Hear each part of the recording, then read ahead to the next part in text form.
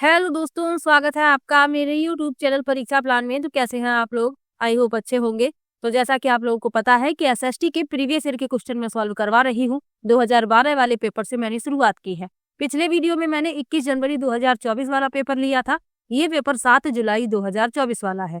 तो चलिए आज के वीडियो को शुरू करते हैं। वीडियो देखने के बाद यदि आपको अच्छा लगे, हेल्पफुल लगे तो वीडियो को लाइक और शेयर कीजिएगा, और यदि आप चैनल पर नए हैं तो चैनल को सब्सक्राइब कर लीजिए। इसके अलावा ईवीएस के सभी प्रीवियस ईयर के क्वेश्चन मैं कंप्लीट करवा चुकी हूँ। प्ले लिस्ट बनी हुई है जहां पर आप सभी वीडियो एक साथ प्राप्त कर सकते हैं, और एसएसटी की भी प्ले लिस्ट बनी हुई है जहां पर आप एसएसटी की सभी वीडियो एक साथ प्राप्त कर सकते हैं। तो चलिए आज की वीडियो को शुरू करते हैं। पहला प्रश्न दिया गया है, सरकार ने ऐसे कानून पारित किए हैं जिससे उन संगठनों में बालवाड़ी क्रेच सुविधा अनिवार्य किया है जहां महिला कर्मचारियों की संख्या फिल करना है से अधिक है। पहला है 25, दूसरा है 30, तीसरा है 10 और चौथा है 15। तो सरकार ने अनिवार्य किया है कि 30 से अधिक महिला कर्मचारियों वाली कंपनियों को क्रेच सुविधाएं प्रदान करनी चाहिए। यह कानून कामकाजी महिलाओं का समर्थन करने के उद्देश्य से है। तो इसमें आपका 30 दूसरा विकल्प इस प्रश्न का उत्तर हो जाएगा। 30 यहाँ फिल करेंगे, 30 से अधिक। चलिए आगे बढ़ते हैं। आरंभिक वर्षों में भारतीय राष्ट्रीय कांग्रेस ने अंग्रेजों के खिलाफ बहुत सारे आर्थिक मुद्दे उठाए। सही उत्तर का चुनाव करें। पहला है, कांग्रेस का कहना था कि भारत में ब्रिटिश शासन की वजह से गरीबी और अकाल पड़ रहे हैं। दूसरा है, इसने मांग की कि लगान कम किया जाए तथा फौजी खर्चों में कटौती की जाए। तीसरा है, इसने सिंचाई के लिए अधिक अनुदान की मांग की। और चौथा है, इसने मनोरंजन कर के खिलाफ आवाज उठाई।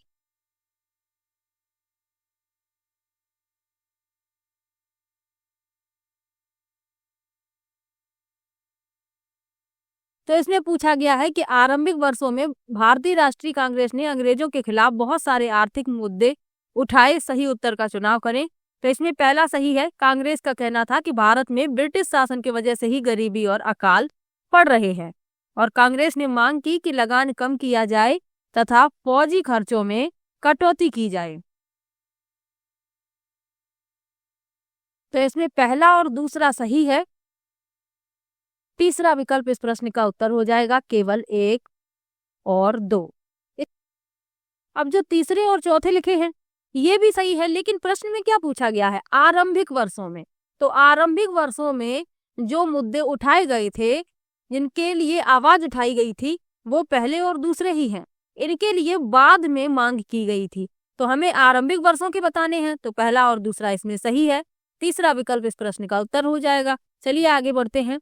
निम्नलिखित में से सही जोड़ियों का मिलान कीजिए। यानी कि हमें मिलान करना है, फिर बताना है कौन सा विकल्प सही है। चलिए मिलाते हैं। लिखा है स्थल मंडल। तो स्थल मंडल चट्टानों एवं खनिजों से बना हुआ है, दूसरे से मिला देंगे। फिर लिखा है जल मंडल। तो जल मंडल जल के विभिन्न स्रोत, तीसरे से मिला देंगे। वायुमंडल वायु की पतली परत, चौथे से मिला देंगे। और जैव मंडल पादप एवं जीव। तो ए का दूसरा, बी का तीसरा, सी का चौथा, डी का पहला, चौथा विकल्प इस प्रश्न का उत्तर हो जाएगा। चलिए आगे बढ़ते हैं। निम्नलिखित में से कौन सा कथन अशोक के धम्म के विषय में सही है? पहला है, इसमें किसी देवता की पूजा की आवश्यकता नहीं थी। दूसरा है, इसमें किसी बलि कर्मकांड की आवश्यकता नहीं थी। तीसरा है, धम्म के विचार बुद्ध के उपदेशों से प्रेरित थे। और चौथा है, लोगों को धम्म की शिक्षा देने के लिए अशोक ने बौद्ध भिक्षुओं की नियुक्ति की।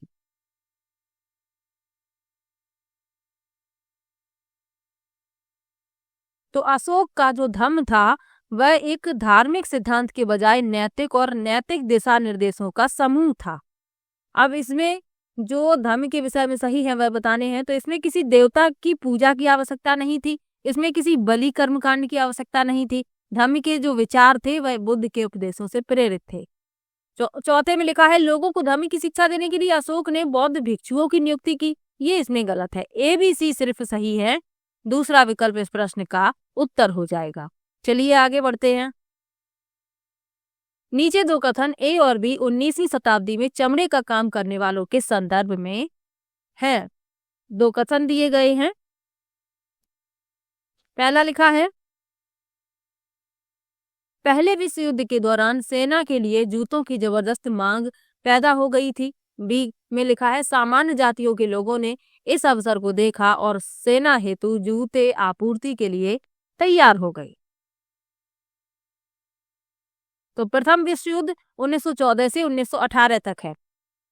अब इसमें जो लिखा हुआ है, कथन जो लिखे हुए हैं दोनों ही सही लिखे हुए हैं। पहले विश्व युद्ध के दौरान सेना के लिए जूतों की जबरदस्त मांग पैदा हो गई थी और जो लोग जूते बनाते थे तो उन लोगों ने इस अवसर का लाभ उठाया और सेना के लिए जूतों की आपूर्ति की। ए और बी दोनों ही सही हैं। तीसरा विकल्प इस प्रश्न का उत्तर हो जाएगा। चलिए आगे बढ़ते हैं। मुगल राजस्व व्यवस्था जिसमें हर फसल के लिए राजस्व दर की अलग सूची बनाई गई उसे कहते हैं। पहला है जात, दूसरा है इक्ता, तीसरा है जागीर और चौथा है जब्त। तो मुगल राज व्यवस्था में जिसमें हर फसल के लिए राजस्व दर की अलग सूची बनाई गई थी उसे जब्त कहा जाता था। चौथा विकल्प इसमें सही हो जाएगा। चलिए आगे बढ़ते हैं। पृथ्वी की सैलें वे सैलें जो पृथ्वी के निर्माण के 30 करोड़ वर्ष पश्चात बने हैं। पहला है पूर्वी यूरोप में स्थित है, दूसरा है हिमालय क्षेत्र में स्थित है, तीसरा है विश्व की नवीनतम सैलें मानी जाती हैं और चौथा है पश्चिमी ऑस्ट्रेलिया में स्थित है। तो पश्चिमी ऑस्ट्रेलिया जो है पृथ्वी पर कुछ सबसे पुरानी चट्टानों का घर है और जो पृथ्वी के निर्माण के 30 करोड़ वर्ष पश्चात बनी है तो ये पश्चिमी ऑस्ट्रेलिया में ही स्थित है। चौथा विकल्प इस प्रश्न का उत्तर हो जाएगा। चलिए आगे बढ़ते हैं।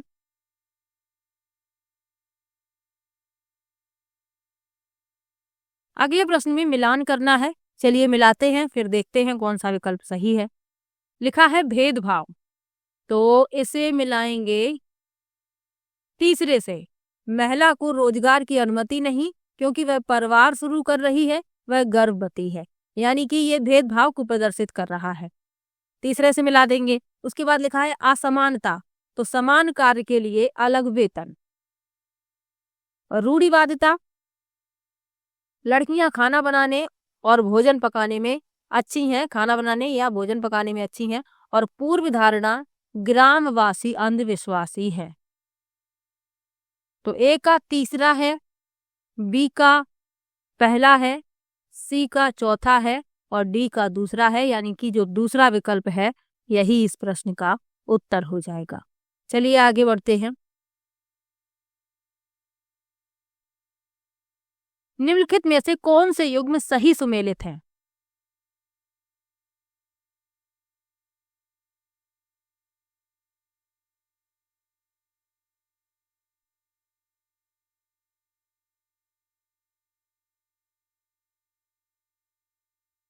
ये फसल लिखी हुई है और आवश्यक जलवायु दशा। तो कॉफी के लिए लिखा है ठंडी एवं शुष्क जलवायु। तो कॉफी जो है ये गर्म और आर्द्र जलवायु में अच्छी पैदा होती है, ठंडी और शुष्क जलवायु में ये नहीं उगती है। तो इसमें ए गलत लिखा हुआ है। और चाय के लिए लिखा है गर्म जलवायु और उच्च वर्षा, ये सही है। केवल बी इसमें सही है। चौथा विकल्प इस प्रश्न का उत्तर हो जाएगा। चलिए आगे बढ़ते हैं। भूतपूर्व रियासत श्रेणी लागू थी। पहला है 1956 के बाद जब उन्हें प्रशासनिक इकाइयों के रूप में सुरक्षित नहीं रखा गया। दूसरा है किसी पर भी नहीं क्योंकि भारत में ऐसी कोई श्रेणी विद्यमान नहीं थी। तीसरा है स्वतंत्रता के समय केवल 1947 से 48 के आसपास। और चौथा है 1947-48 और 1956 के बीच जब उन्हें प्रशासनिक इकाइयों के रूप में मान्यता मिली। तो भूतपूर्व रियासत श्रेणी लागू थी 1947-48 और 1956 के बीच जब उन्हें प्रशासनिक इकाइयों के रूप में मान्यता मिली। चौथा विकल्प इस प्रश्न का उत्तर हो जाएगा।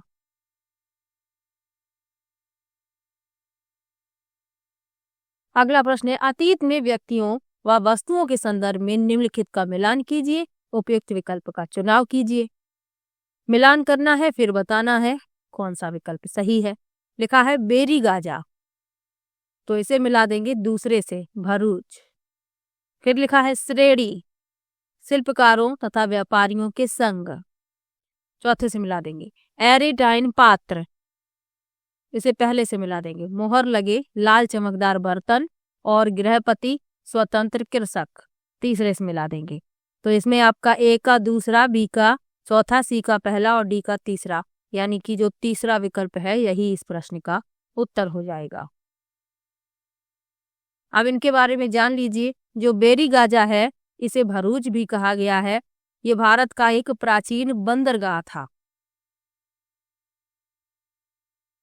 और श्रेणियां प्राचीन भारत में शिल्पकारों और व्यापारियों के संग थे। एरिटाइन पात्र पे ये मोहर लगे लाल चमकदार बर्तन है और इनका संबंध इटली के प्राचीन शहर अरेटियम से है। और गृहपति, तो गृहपति प्राचीन भारत में स्वतंत्र किसान या गृहस्थ थे। वे अपनी कृषि भूमि के प्रबंधन और अपने परिवार के भरण पोषण को सुनिश्चित करने के लिए जिम्मेदार थे। तो इनके बारे में याद रखिएगा। चलिए आगे बढ़ते हैं, अगले प्रश्न पर चलते हैं। इतिहास की गूढ़ लिपि का अर्थ निकालने लिखने में पुरातत्वविद एक महत्वपूर्ण भूमिका निभाते हैं। निम्नलिखित में से उनका काम की प्रवृत्ति के बारे में कौन सा सही नहीं है? पहला है जानवरों, पक्षियों, मछलियों की हड्डियां ढूंढना। दूसरा है लिखित सामग्री की जांच। तीसरा है भवनों, चित्रों एवं मूर्तियों के अवशेषों का अध्ययन। और चौथा है औजारों, हथियारों, बर्तनों, पेन आदि की प्राप्ति के लिए छानबीन और खुदाई। तो जो पुरातत्वविद हैं ये भूतकाल की मानव गतिविधियों और संस्कृति को समझने और व्याख्या करने में महत्वपूर्ण भूमिका निभाते हैं। वे मुख्य रूप से भौतिक अवशेषों जैसे कलाकृतियों, संरचनाओं और जैविक अवशेषों पर ध्यान केंद्रित करते हैं। अब इसमें जो सही नहीं है वह बताना है। तो इसमें आपका दूसरा विकल्प इस प्रश्न का उत्तर हो जाएगा, लिखित सामग्री की जांच, क्योंकि सही नहीं है पूछा गया था। चलिए आगे बढ़ते हैं। अगला प्रश्न दिया गया है, भारत में केंद्रीय सरकार कार्यालयों के खुलने का समय सुबह 9 बजे है। तो चेन्नई के पास क्रमशः 80 अंश पूर्व देशांतर तथा ईटानगर के पास 92 अंश 45 मिनट पूर्व देशांतर के पास स्थित केंद्रीय सरकार कार्यालयों के खुलने का स्थानीय समय क्रमशः क्या होगा?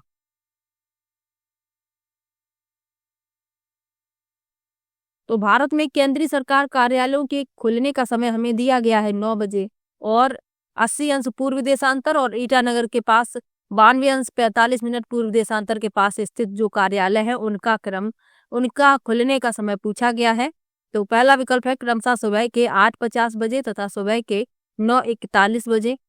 दूसरा है क्रमशः सुबह के 9:41 बजे तथा सुबह के 8:50 बजे। तीसरा है क्रमशः सुबह के 9:10 बजे तथा सुबह के 8:19 और चौथा है क्रमशः सुबह के 8:19 तथा सुबह के 9:10।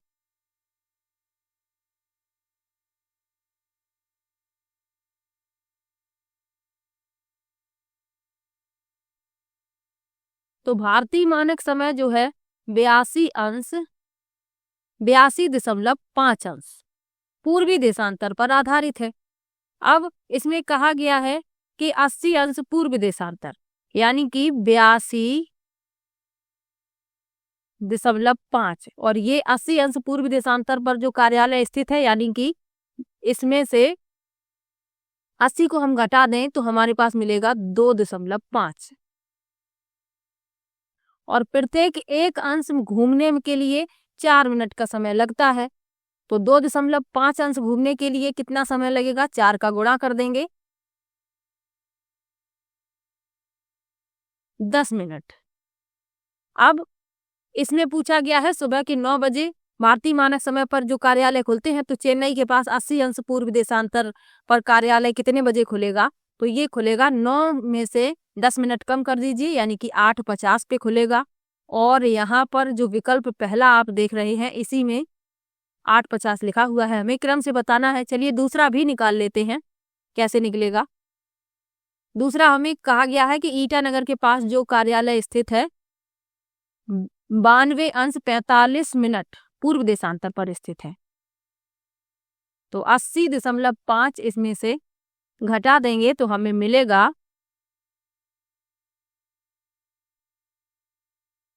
10.25 अंश और प्रत्येक एक अंश घूमने में 4 मिनट का समय लगता है। तो इसमें 4 का कर देंगे गुणा।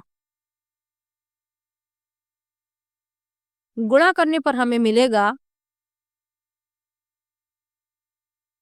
इतना, यानी कि 41 मिनट का समय आगे होगा। 9 बजे में 41 मिनट और जोड़ दीजिए, यानी कि 9:41। पहला विकल्प इसमें आपका उत्तर हो जाएगा। चलिए आगे बढ़ते हैं। अगला प्रश्न दिया गया है, 19वीं सदी के औपनिवेशिक भारत में लड़कियों को घर पर ही पढ़ाया जाता था, क्योंकि पहला विकल्प, ये विकल्प लिखे हुए हैं, उसके बाद ये यहाँ बताना है नीचे कौन सा विकल्प सही है। पहला लिखा है वे पढ़ाई के साथ साथ घरेलू काम भी कर सकें। दूसरा है लोग मानते थे कि सार्वजनिक स्थानों पर जाने से वे बिगड़ जाएंगी। और इसी में लिखा है लोग अपने संबंधियों एवं मित्रों से उनकी शिक्षा के तथ्य छुपाना चाहते थे। तो 19वीं शताब्दी के औपनिवेशिक भारत में लड़कियों को घर पर ही शिक्षा दी जाती थी। क्यों दी जाती थी? क्योंकि लोग ये सोचते थे कि वे घर पर रहेंगी तो घरेलू काम भी सीखेंगी और घरेलू काम करेंगी और इसके साथ उनकी पढ़ाई भी होती रहेगी। ये सही है। और कुछ लोगों का मानना था कि लड़कियां यदि घर से बाहर जाएंगी तो वे बिगड़ जाएंगी, इसलिए भी लोग घर पर ही लड़कियों को शिक्षित करते थे। तो ए और बी सही है, सी इसमें गलत है। ए और बी सही है, तीसरा विकल्प इस प्रश्न का उत्तर हो जाएगा। चलिए आगे बढ़ते हैं। निम्नलिखित में से कौन सा ग्राम भोजक के लिए सही नहीं है, यानी जो गलत है वह बताना है। पहला है गांव का कर वसूलने का काम राजा अक्सर इन्हें ही सौंप देते थे। दूसरा है ये न्यायाधीश और पुलिस का काम नहीं करते थे। तीसरा है अक्सर एक ही परिवार के लोग इस पद पर कई पीढ़ियों तक बने रहते थे। और चौथा है इनकी जमीन पर इनके दास और मजदूर काम करते थे। तो ग्राम भोजक प्राचीन भारत में एक महत्वपूर्ण ग्राम प्रमुख था, जो अक्सर गांव और राजा के बीच मध्यस्थता का काम करता था। अब इसके लिए जो सही नहीं है वह बताने हैं। तो गांव का कर वसूलने का काम राजा अक्सर इन्हें ही सौंप देते थे।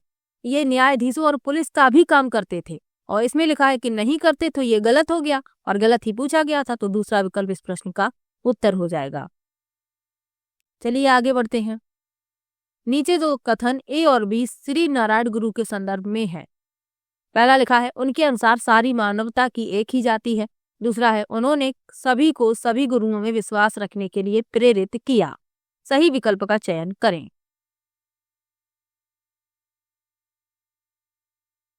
तो श्री नारायण गुरु भारत के केरल राज्य से संबंधित हैं और ये एक समाज सुधारक और आध्यात्मिक नेता थे।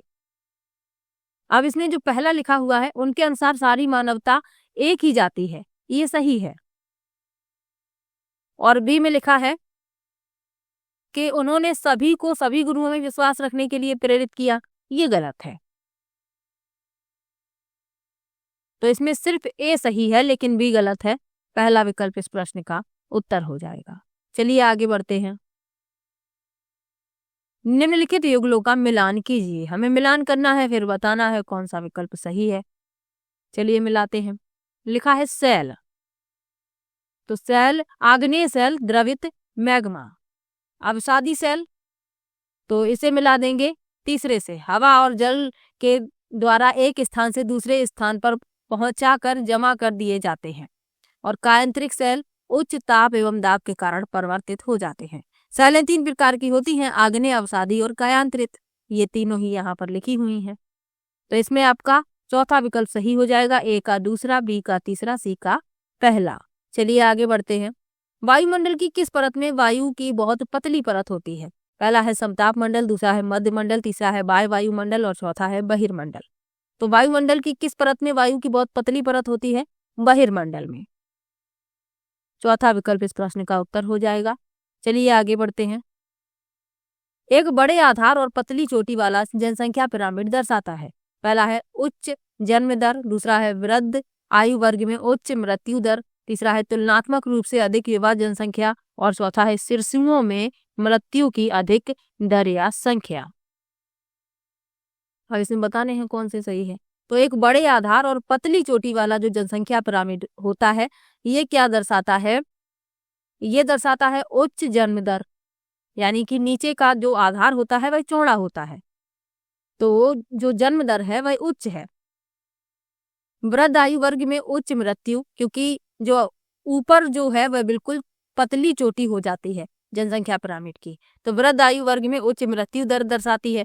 और सी में लिखा है तुलनात्मक रूप से अधिक युवा संख्या। ए बी सी इसमें सही है। शिशुओं में मृत्यु की अधिक दर, तो यदि शिशुओं में मृत्यु की अधिक दर होगी तो आधार चौड़ा नहीं होगा, आधार फिर पतला होगा। ये जो पिरामिड है ये इस तरीके से बनेगा,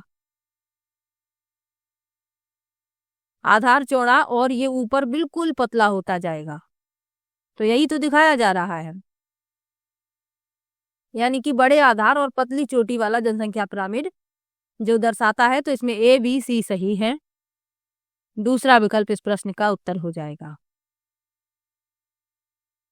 अगला प्रश्न दिया गया है, पृथ्वी की गतियों के बारे में निम्नलिखित कथनों ए और बी पर विचार करें, सही विकल्प का चयन करें। पृथ्वी अपने अक्ष पर घूमना घूर्णन कहलाता है, और बी में लिखा है पृथ्वी का अक्ष एक काल्पनिक रेखा है जो अपनी कच्ची सतह से 33.5 अंश का कोण बनाती है।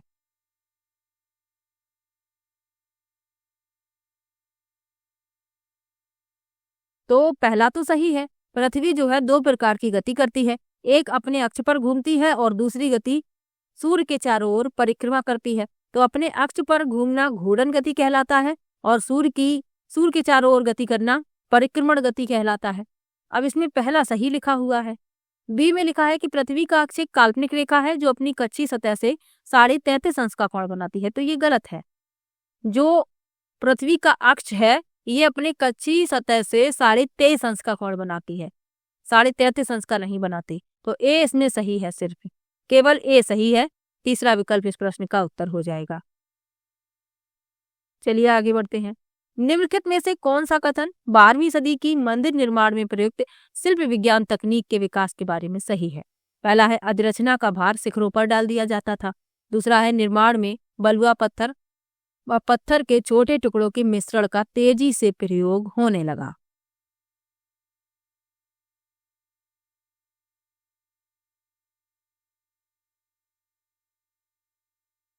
तो इसमें जो दोनों कथन लिखे हुए हैं दोनों ही गलत हैं, दूसरा विकल्प इस प्रश्न का उत्तर हो जाएगा। क्यों अब ये क्यों गलत है ये भी जान लीजिए। पहले में लिखा है अधिरचना का भार शिखरों पर डाल दिया जाता था, ये गलत है क्योंकि अधिरचना का जो भार है वह पारंपरिक रूप से दीवारों और स्तंभों पर डाला जाता था, ये इसमें गलत है। और निर्माण में बलुआ पत्थर व पत्थर के छोटे टुकड़ों के मिश्रण का तेजी से प्रयोग होने लगा, तो निर्माण में बलुआ पत्थरों का तो इस्तेमाल होता था लेकिन पत्थर के टुकड़ों के मिश्रण का इस्तेमाल नहीं हुआ। तो इसमें दोनों ही गलत लिखे हुए हैं, दूसरा विकल्प इस प्रश्न का उत्तर है। चलिए आगे बढ़ते हैं। निम्नलिखित में से कौन केसरी नामक अखबार जो ब्रिटिश शासक का कट्टर आलोचक बन गया था का संपादक था? पहला विकल्प है महात्मा गांधी, दूसरा विकल्प है लाला लाजपत राय, तीसरा विकल्प है ज्योतिराव फूले और चौथा है बाल गंगाधर तिलक। तो इस प्रश्न में आपका चौथा विकल्प सही हो जाएगा, बाल गंगाधर तिलक। बाल गंगाधर तिलक एक प्रमुख भारतीय राष्ट्रवादी शिक्षक और स्वतंत्रता कार्यकर्ता थे, तो ये भी याद रखिएगा। और विकल्प लिखे हुए हैं, इनके बारे में जान लीजिए। महात्मा गांधी के बारे में आप लोग जानते ही हैं, इन्हें राष्ट्रपिता कहा जाता है। ज्योतिराव फूले तो इनकी एक पुस्तक याद रखनी है, गुलामगिरी, और ये एक समाज सुधारक और कार्यकर्ता थे। और लाला लाजपत राय भारतीय स्वतंत्रता आंदोलन के एक प्रमुख नेता थे और इन्हें पंजाब केसरी के रूप में भी जाना जाता है, तो इन सबके बारे में भी याद रखिएगा। चलिए आगे बढ़ते हैं। अमेजन बेसिन के बारे में निम्नलिखित में से कौन सी कथन सही है? पहला है पूरे वर्ष यहाँ गर्म और नम जलवायु रहती है, दूसरा है यहाँ लोग कर्तन व दहन कृषि करते हैं, सी में लिखा है लोग मुख्यतः धान उगाते हैं, और चौथा है बेसिन में कई स्थानों पर पहुंचने के लिए हवाई जहाजों तथा हेलीकॉप्टरों का भी प्रयोग किया जाता है। तो इसमें ए सही है, बी सही है, लोग मुख्यतः धान उगाते हैं ये गलत है, और डी सही है। ए बी और डी इसमें सही है, दूसरा विकल्प इस प्रश्न का उत्तर हो जाएगा। लोग धान के साथ और भी फसलें उगाते थे, मुख्यतः धान ही नहीं उगाते थे, इसमें लिखा है कि मुख्यतः धान ही उगाते थे, तो इसलिए सी गलत हो गया, ए बी डी इसमें सही है। चलिए आगे बढ़ते हैं। भारत के भौतिक मानचित्र में यदि आपको दक्कन के पठार को पहचानना है तो यह किस रंग से दर्शाया हो गया होगा? पहला है हरा, दूसरा है पीला, तीसरा है नारंगी और चौथा है भूरा।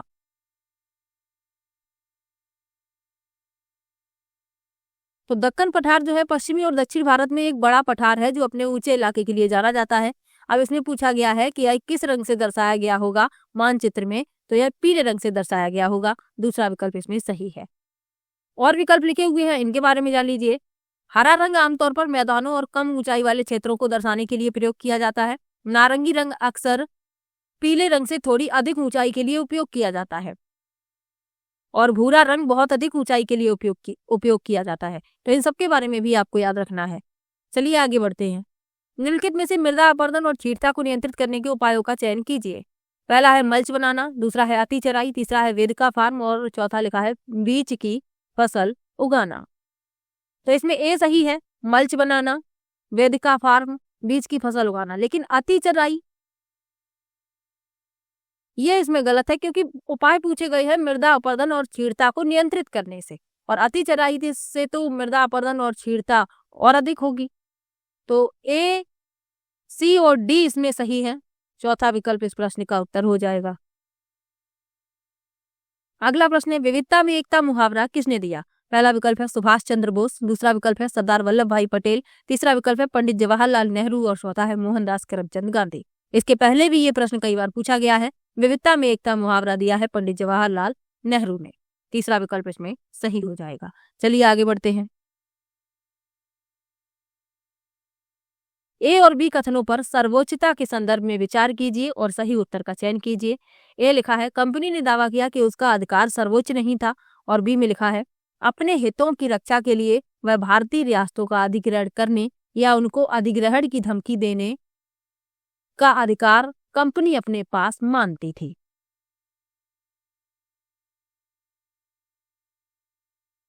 तो इसमें ए गलत लिखा हुआ है। कंपनी ने दावा किया कि उसका अधिकार सर्वोच्च नहीं था, ये गलत है क्योंकि कंपनी ये दावा करती थी कि उसका अधिकार सर्वोच्च है। इसमें लिखा है नहीं, तो ये गलत हो गया। बी सही है, अपने हितों की रक्षा के लिए वह भारतीय रियासतों का अधिग्रहण करने या उनको अधिग्रहण की धमकी देने का अधिकार कंपनी अपने पास मानती थी।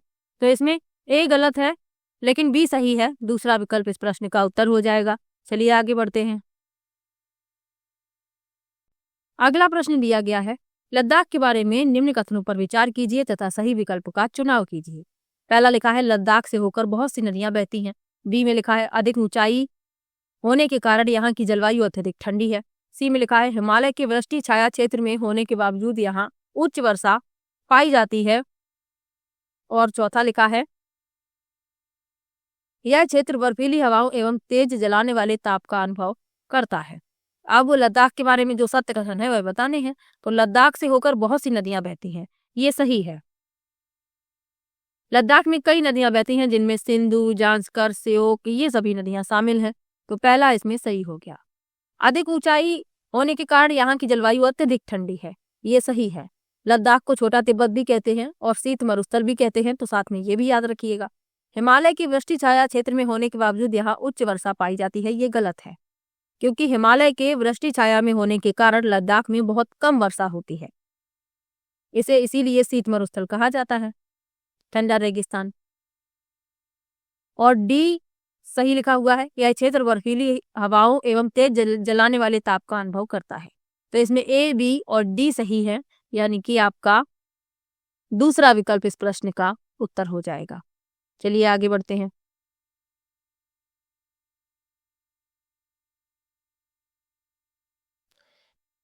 दिए गए कथनों ए तथा आर पर विचार कीजिए, सही विकल्प का चुनाव कीजिए। एक लिखा है जो स्थान ग्रीनिच के पश्चिम में है उनका समय ग्रीनिच से पीछे रहेगा।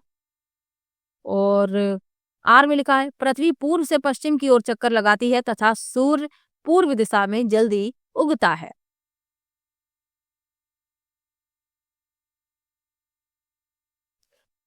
तो जो स्थान ग्रीनिच के पश्चिम में है उनका समय ग्रीनिच से पीछे रहेगा, ये सही है। पृथ्वी पूर्व से पश्चिम की ओर चक्कर लगाती है, ये गलत है क्योंकि पृथ्वी जो है पश्चिम से पूर्व की ओर घूमती है, जिसके कारण सूर्य पूर्व में उदय होता है। तो ए इसमें सही है, आर इसमें गलत लिखा हुआ है।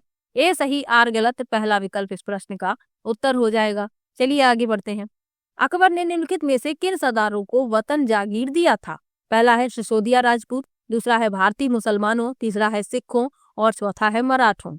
तो अकबर ने सिसोदिया राजपूतों को वतन जागीर दिया था, पहला विकल्प इस प्रश्न का उत्तर हो जाएगा। अगला प्रश्न है सामाजिक विज्ञान में एक अच्छी तरह से तैयार किया हुआ पोर्टफोलियो को, पहला है उद्देश्यपूर्ण व व्यवस्थित होना चाहिए, दूसरा है विद्यार्थी के नियमित कार्यों व गतिविधियों को दर्शाना चाहिए, तीसरा है मुख्यतः रिपोर्ट कार्ड बनाने पर केंद्रित होना चाहिए। और चौथा है विद्यार्थी के कार्यों का लंबे समय का संग्रह होना चाहिए। तो सामाजिक विज्ञान में अच्छी तरह से तैयार किया हुआ पोर्टफोलियो उद्देश्य पूर्व व्यवस्थित होना चाहिए। ए सही है। विद्यार्थी की नियमित कार्यों व गतिविधियों को दर्शाना चाहिए। बी सही है। मुख्यतः रिपोर्ट कार्ड बनाने पर केंद्रित होना चाहिए, ये गलत है। लेकिन डी सही है, विद्यार्थी के कार्यों का लंबे समय का संग्रह होना चाहिए। पोर्टफोलियो जो है समय के साथ छात्रों के कार्य की एक श्रृंखला को एकत्रित करके और उसकी समीक्षा करके छात्र अधिगम के मूल्यांकन की एक वैकल्पिक विधि है। इसमें ए बी डी सही है, यानी कि दूसरा विकल्प इस प्रश्न का उत्तर हो जाएगा। चलिए आगे बढ़ते हैं। सामाजिक विज्ञान में परियोजना पद्धति में शामिल है। पहला लिखा है गतिविधि, दूसरा चर्चा, तीसरा प्रयोग और चौथा वर्णन। तो सामाजिक विज्ञान में परियोजना पद्धति में जो शामिल है वह पूछे गए हैं। तो गतिविधि शामिल है, चर्चा शामिल है, प्रयोग शामिल है, लेकिन वर्णन इसमें शामिल नहीं है। ए बी सी सही है, तीसरा विकल्प इस प्रश्न का उत्तर हो जाएगा। चलिए आगे बढ़ते हैं। निम्नलिखित कथनों पर विचार कीजिए, सही विकल्प का चुनाव कीजिए। कथन ए लिखा हुआ है, ग्रामीण क्षेत्रों में गैर कृषि गतिविधियों में निवेश ग्रामीण शहरी पलायन को कम कर सकता है। आर में लिखा हुआ है, एक विशिष्ट मौसम के दौरान पलायन में वृद्धि होती है जब ग्रामीण क्षेत्रों में कोई कृषि गतिविधियां नहीं हो रही हों।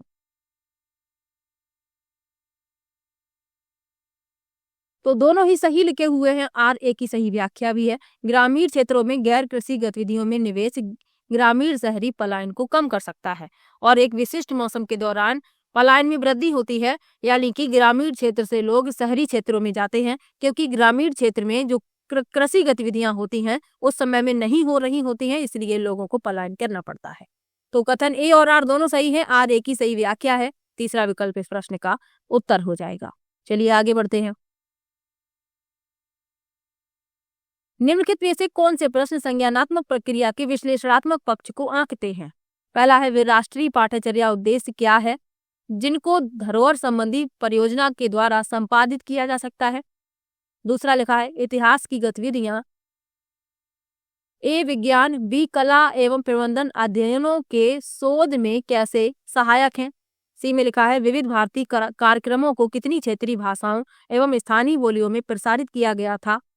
डी लिखा है, आपके द्वारा देखे गए 2 ऐतिहासिक धारावाहिकों पर समीक्षा लिखिए। और ई में लिखा है, भरूड़ क्या है, किस क्षेत्र राज्य में यह लोकप्रिय है। तो हमें वे प्रश्न बताने हैं जो संज्ञानात्मक प्रक्रिया के विश्लेषणात्मक पक्ष को आंकते हैं। तो इसमें ए सही है, वे राष्ट्रीय पाठ्यचर्या उद्देश्य क्या है जिनको धरोहर संबंधी परियोजना के द्वारा संपादित किया जा सकता है। बी भी सही है और डी सही है, आपके द्वारा देखे गए 2 ऐतिहासिक धारावाहिकों पर समीक्षा कीजिए। ए बी डी सही है, इसमें पहला विकल्प इस प्रश्न का उत्तर हो जाएगा।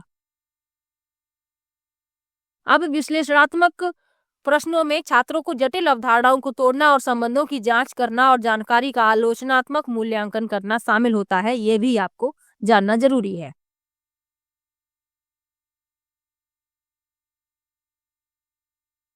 अब जो ये सी और ई लिखे हुए हैं ये क्यों शामिल नहीं है, ये भी जान लीजिए। ये जो प्रश्न है ये तथ्यात्मक है। विविध भारतीय कार्यक्रमों को कितनी क्षेत्रीय भाषाओं और स्थानीय भाषाओं में प्रसारित किया गया था, ये तथ्यात्मक प्रश्न है। और बारूद क्या है, ये भी तथ्यात्मक प्रश्न है, तो इसीलिए ये इसमें शामिल नहीं है। चलिए आगे बढ़ते हैं। अभिकथन दिया गया है और तर्क दिया गया है। अभिकथन है, विद्यार्थियों को कक्षा में प्रश्न पूछने हेतु प्रोत्साहित किया जाना चाहिए। तर्क है, यह अंतर्मुखी विद्यार्थियों को खुलने में सहायता करेगा। दोनों ही सही लिखे हुए हैं। यदि आप एक शिक्षक हैं तो आपका कर्तव्य है कि आपकी कक्षा में बच्चे अधिक से अधिक प्रश्न पूछें और शिक्षक को विद्यार्थियों को प्रश्न पूछने के लिए प्रोत्साहित भी करना चाहिए, क्योंकि यह अंतर्मुखी विद्यार्थियों को खुलने में सहायता करेगा। यानी जो विद्यार्थी अंतर्मुखी प्रतिभा के होते हैं यह उन विद्यार्थियों को अपने विचार प्रदर्शित करने में सहायता करेगा। बच्चों को इसीलिए प्रश्न पूछने के लिए प्रेरित करना चाहिए। तो ए और आर दोनों ही सही हैं। आर ए की व्याख्या भी है, तीसरा विकल्प इस प्रश्न का उत्तर हो जाएगा। चलिए आगे बढ़ते हैं।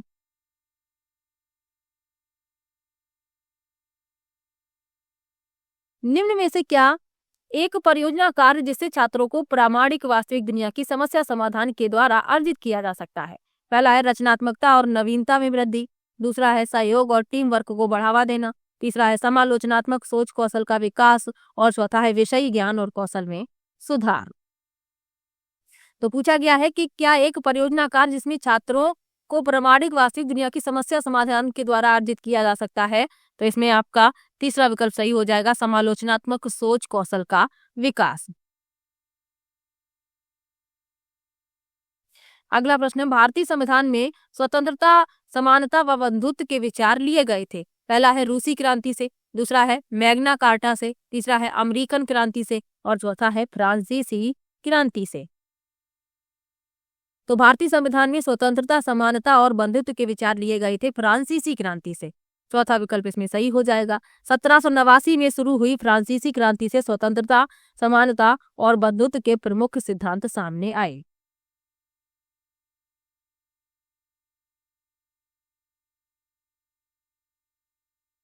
चलिए आगे बढ़ते हैं, अगले प्रश्न पर चलते हैं। निम्नलिखित में से कौन से विकल्प निष्पक्ष सुनवाई के लिए मूलभूत तत्व हैं? इस प्रश्न से पहले इनके बारे में और जान लीजिए। रूसी क्रांति, मैग्ना कार्टा और अमेरिकन क्रांति, इनके बारे में जान लीजिए, फिर अगले प्रश्न पर चलते हैं। रूसी क्रांति 1917 की है, ये याद रखिएगा। 1917 की रूसी क्रांति ने रूस में एक कम्युनिस्ट सरकार की स्थापना की।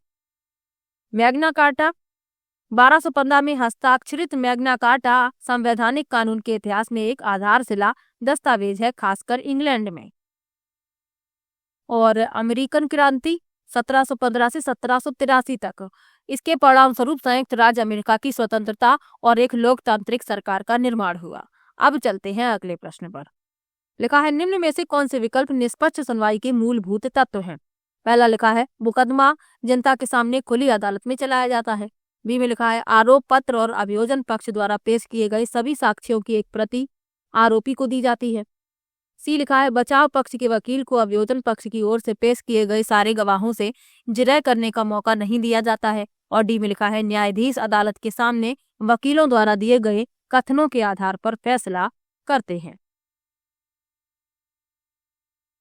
तो इसमें ए सही है, निष्पक्ष सुनवाई के मूलभूत तत्व पूछे गए हैं। ए सही है, मुकदमा जनता के सामने खुली अदालत में चलाया जाता है। आरोप पत्र और अभियोजन पक्ष के पक्ष द्वारा पेश किए गए सभी साक्ष्यों की एक प्रति आरोपी को दी जाती है। सी में लिखा है बचाव पक्ष के वकील को अभियोजन पक्ष की ओर से पेश किए गए सारे गवाहों से जिरह करने का मौका नहीं दिया जाता। ये गलत है, क्योंकि मौका दिया जाता है। और डी में लिखा है न्यायाधीश अदालत के सामने वकीलों द्वारा दिए गए कथनों के आधार पर फैसला करते हैं। ये भी सही है। ए, बी और डी सही है। पहला विकल्प इस प्रश्न का उत्तर हो जाएगा।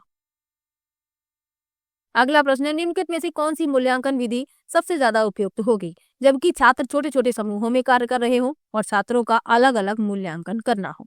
पहला है रूब्रिक्स, दूसरा है बहुविकल्पी प्रश्न, तीसरा है मौखिक प्रस्तुतिकरण और चौथा है पोर्टफोलियो।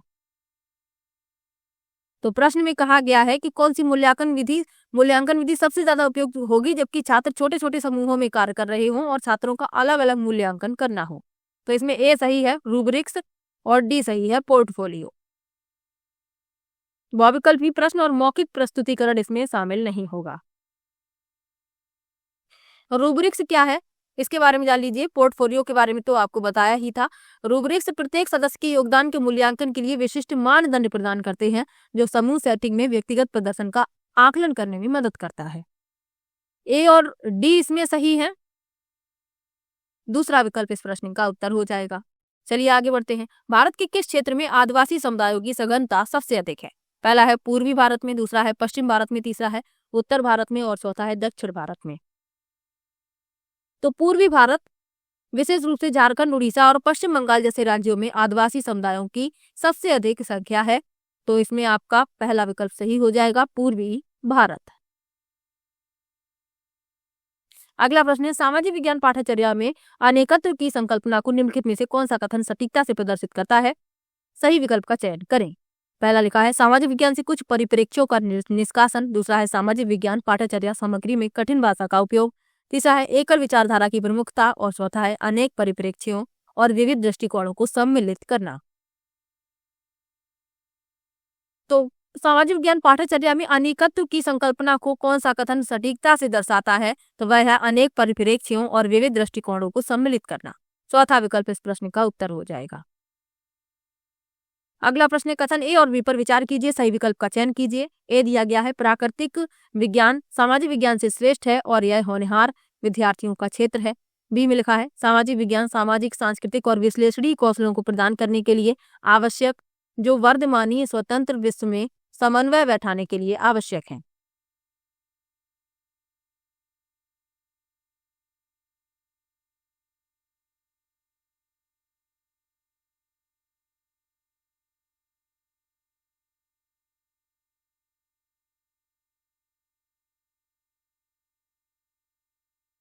तो इसमें जो ए लिखा हुआ है कि प्राकृतिक विज्ञान सामाजिक विज्ञान से श्रेष्ठ है और यह होनहार विद्यार्थियों का क्षेत्र है, ये गलत है। बी इसमें सही है, सामाजिक विज्ञान सामाजिक सांस्कृतिक और विश्लेषणी कौशलों को प्रदान करने के लिए आवश्यक है। तो इसमें ए गलत, बी सही, दूसरा विकल्प इस प्रश्न का उत्तर हो जाएगा। अगला प्रश्न है सामाजिक विज्ञान की मूल्यांकन रूपरेखा के निर्माण में शिक्षकों की भागीदारी महत्वपूर्ण मानी जाती है। पहला है समसामयिक घटनाओं और प्रचलित परिवर्तनों को समाकलित करने के लिए। दूसरा है पाठ्यचर्या और मूल्यांकन को केवल विषय केंद्रित बनाने और पाठ्यचर्या के दायरे को सीमित करने के लिए। तीसरा है केवल शिक्षकों को एक संसाधन के रूप में इस्तेमाल कर समय, श्रम और धन की बचत करने के लिए। और चौथा है शिक्षक के अनुभवों के इस्तेमाल के द्वारा शिक्षकों के स्तर के अनुरूप आवश्यक परिवर्तन करने के लिए। तो सामाजिक विज्ञान की मूल्यांकन रूपरेखा के निर्माण में शिक्षकों की भागीदारी महत्वपूर्ण है। समसामयिक घटनाओं और प्रचलित परिवर्तनों को समाकलित करने के लिए केवल ए इसमें सही है। तीसरा विकल्प इस प्रश्न का उत्तर हो जाएगा।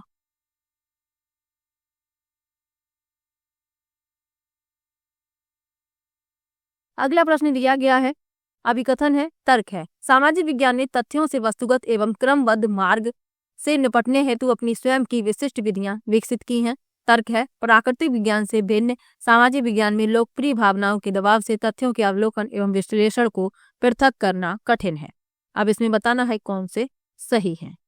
तो ए और आर दोनों ही सही लिखे हुए हैं और आर ए की सही व्याख्या है। तीसरा विकल्प इस प्रश्न का उत्तर हो जाएगा। चलिए आगे बढ़ते हैं, अगले प्रश्न पर चलते हैं। लोकतंत्र को दर्शाने हेतु निम्नलिखित में से किसका प्रयोग किया जा सकता है? पहला लिखा है लोग समान और स्वतंत्र हैं। दूसरा है लोग धनी और समृद्ध हैं। तीसरा है लोग संघर्ष को दूसरों की तुलना में बेहतर तरीके से सुलझाते हैं। और डी में लिखा है सरकार अधिक जवाबदेह और तर्कसंगत है।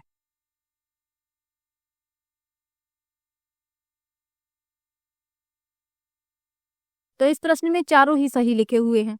लोग समान और स्वतंत्र हैं, लोग धनी और समृद्ध हैं, लोग संघर्ष को दूसरों की तुलना में बेहतर तरीके से सुलझाते हैं, सरकार अधिक जवाबदेह और तर्कसंगत है। तो इसमें जो विकल्प हैं, तो इसमें कॉमन नंबर दिया गया होगा, चारों ही इसमें सही हैं और विकल्प सही नहीं है। तो यहाँ पर अगर डी होता तो चौथा विकल्प इस प्रश्न का उत्तर हो जाता, ए बी सी डी। चलिए आगे बढ़ते हैं। नीचे दिए गए कॉलमों का मिलान करें तथा उपयुक्त विकल्प चुनें। मिलान करना है, फिर बताना है कौन सा विकल्प सही है। चलिए मिला लेते हैं। लिखा है चर्चा, तो चर्चा को मिलाएंगे चौथे से। सुनना, राय व्यक्त करना, दूसरों से पता लगाना। अवलोकन, इसे मिला देंगे तीसरे से। रिपोर्टिंग, वर्णन, चित्रपठन और आरेखण। नियामक सरोकार, इसे मिला देंगे पहले से। भिन्न क्षमता के प्रति संवेदनशीलता, पर्यावरण के प्रति चिंता प्रदर्शित करना और स्पष्टीकरण, तार्किक संबंध बनाना। तो ए का चौथा, बी का तीसरा, सी का पहला, डी का दूसरा, तीसरा विकल्प इस प्रश्न का उत्तर हो जाएगा। ये पेपर 7 जुलाई वाला है, आप देख रहे हैं। मिलान वाले प्रश्न अधिक पूछे गए हैं और कारण और अभिकथन वाले प्रश्न पूछे गए हैं। चलिए आगे बढ़ते हैं। लता सुबह 5 बजे चाय बेचती है। उसके बाद वह बहुत दूर कुएं से पानी ढोकर लाती है। घर पहुंचने के बाद वह खाना बनाती है, कपड़े धोती है, घर की सफाई करती है, झाड़ू पोछा करती है। उसके पश्चात वह अपनी चाय की दुकान के लिए सामान खरीद कर लाती है। इन सब कार्यों को कहा जा सकता है। पहला है गृह कार्य, दूसरा है भुगतान कार्य, तीसरा है देखभाल कार्य और चौथा है दोहरा बोझ।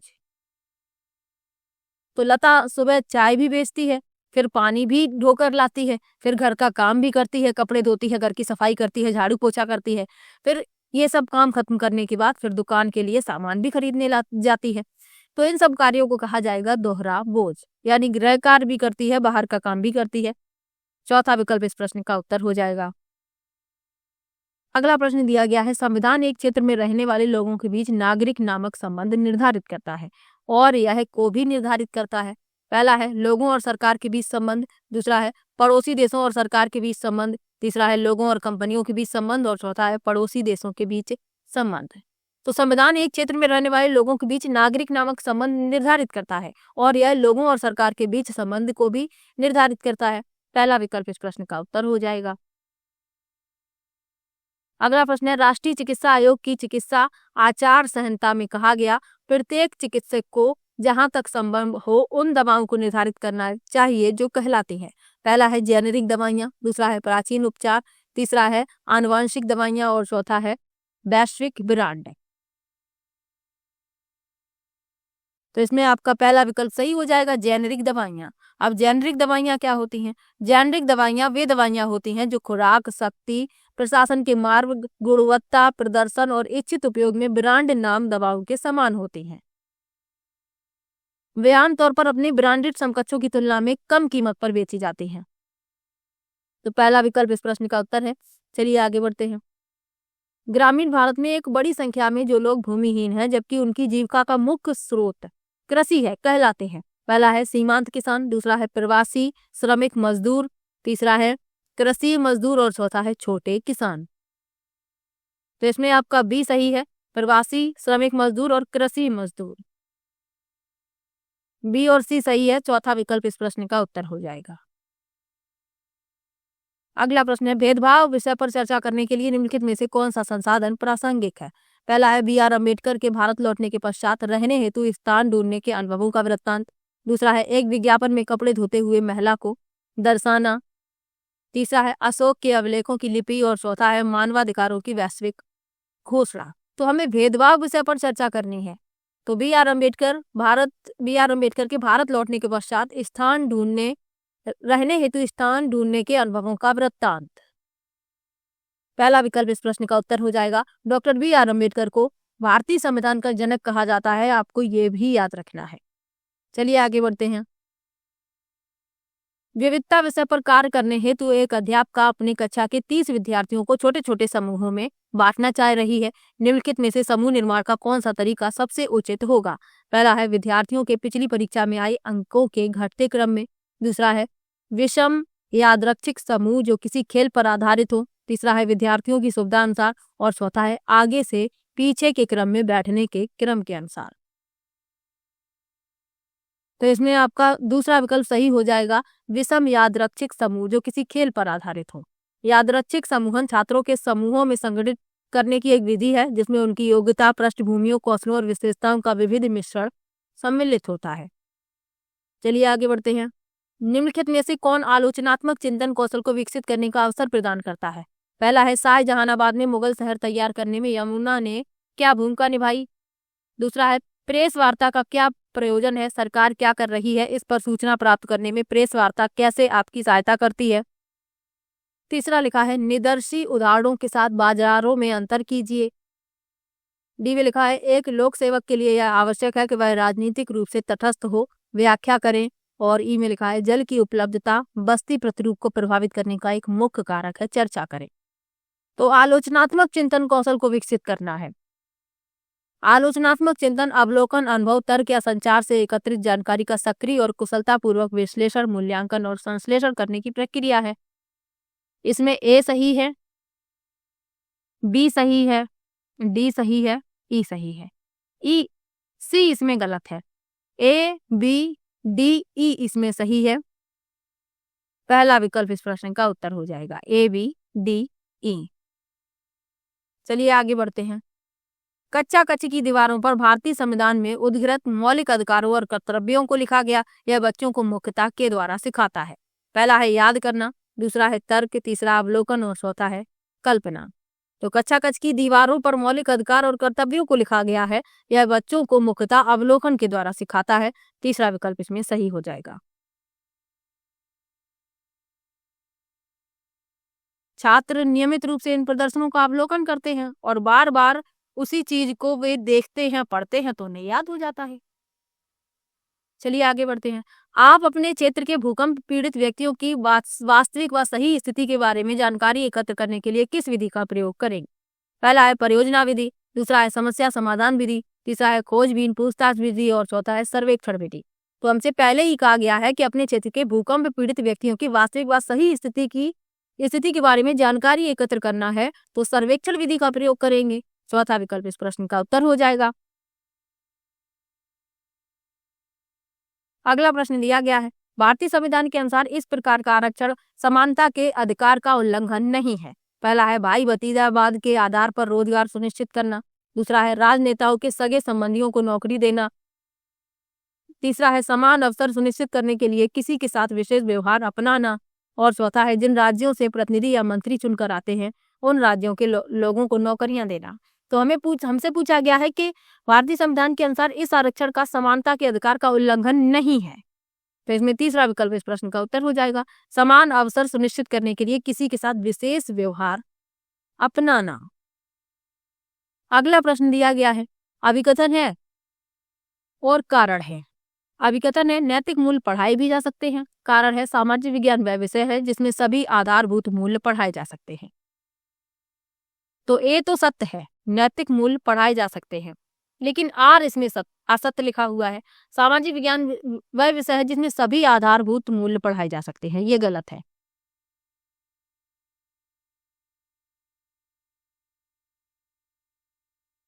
अगला प्रश्न, निम्नलिखित में से कौन सी स्थिति किसी विद्यालय में लिंग तटस्थ वातावरण का उदाहरण है? पहला है लड़कियों के एक समूह के द्वारा रंगोली बनाना, दूसरा है लड़कों के समूह द्वारा वार्षिकोत्सव में मदद करना, तीसरा है लड़कियों के समूह द्वारा नृत्य प्रतियोगिता की तैयारी करना और डी में लिखा है लड़कों के समूह द्वारा अतिथियों के लिए जलपान की व्यवस्था करना।